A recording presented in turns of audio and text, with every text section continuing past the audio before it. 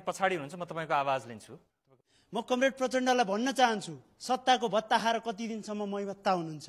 तपाईले सदन अवरुद्ध गर्नुहुन्छ, संसद चल्न दिनुभएको छैन, संविधान सभामा विस्तृत रूपमा त्यो पेश हुन दिनुभएको छैन, अनि तपाईँ बेलैमा जेठ 14 गते संविधान जारी गर्छु भन्नुहुन्छ। के जनतालाई फेरि आँखामा छारो हाल्न खोज्दै हुनुहुन्छ? के गर्न खोज्दै हुनुहुन्छ तपाईँले?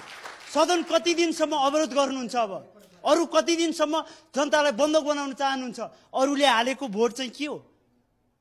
कमरेड माधव नेपाल पनि तपाईँ जस्तै निर्वाचित हो होला। संविधान सभाको निर्वाचनमा उहाँ पराजय हुनुभयो, तर तपाईँकै सिफारिसमा उहाँ माधव नेपाल सभासद बन्नुभएको हो। तपाईँले के गल्ती गरेँ भनेर मात्रै पुग्नेवाला छ?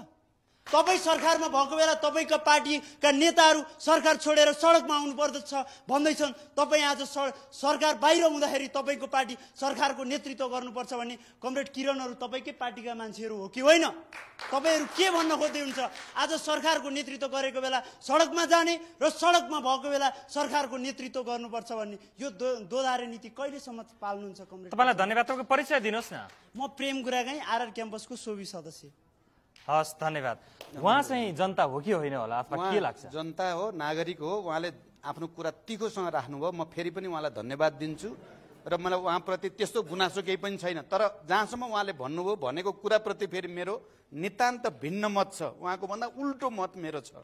र उहाँले बडो एउटा नमिठो कुरा र मलाई लाग्छ यो असाध्यै गलत कुरा पनि के भन्नुभयो भने सत्ताको भत्ता खाने भन्नुभयो मलाई, जसले 10 वर्ष युद्धसँग त्यत्रो जीवन र मरणको लडाईँ लडेर अहिलेको चाहिँ गणतन्त्र तपाईँ भन्न सक्नुहुन्छ। गणतन्त्र योभन्दा बाहिरबाट आउँथ्यो। म अहिले जनताको बिचमा आएँ है, मलाई कुर्सीको भन्दा जनताको माया छ भएर म जनताको बिचमा आएँ। तपाईँले चाहिँ सत्ताको भत्ता खानी देख्नुभयो।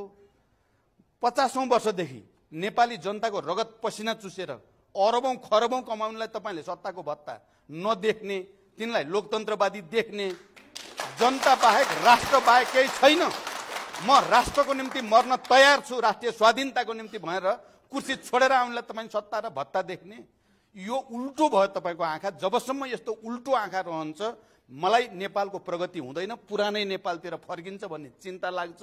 मेरो यो मत हो। तर तपाईँले पनि दृढतापूर्वक आफ्नो मत राखेकोमा फेरि तपाईँलाई म मत राख्ने एउटा चाहिँ नागरिकको रूपमा म सम्मान गर्न चाहन्छु। धन्यवाद।